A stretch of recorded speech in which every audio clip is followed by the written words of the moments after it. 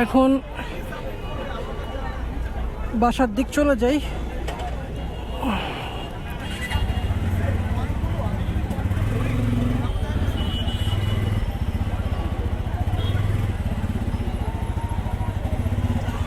বিসমিল্লাহ।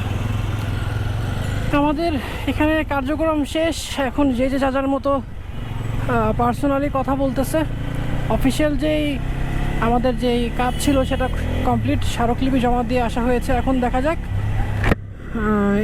এনবিআর পক্ষ থেকে আমাদের জন্য কি রেজাল্ট আসে, সেটাই হচ্ছে এখন দেখার বিষয়।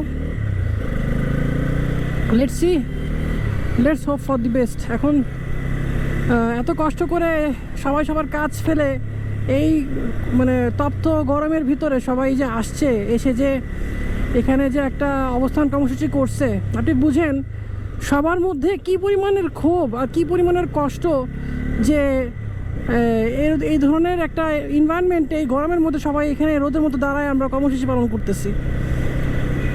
গভর্নমেন্ট একটু বোঝা উচিত যে এই বাইক আসলে কোনো বিলাসী পণ্য না। যে কথায় ছিলাম যে প্রত্যেকটা মানুষের হৃদয়ে গিয়ে লাগছে ব্যাপারটা যে হ্যাঁ এই জিনিসটা আসলে হওয়া ঠিক না। তাই সবাই আজকে আমরা একসাথে একত্রিত হয়ে আমরা মানে একটা মানববন্ধন কর্মসূচি করছি এনবিআর অফিসের সামনে। তো উইচ ইস আমি মনে করি যে খুবই ইম্পর্টেন্ট ছিল আমাদের সকলের জন্য। এখন আশা করি যে ভালো কিছু আমরা ইনশাল্লাহ দেখতে পারবো। Let's hope for the best.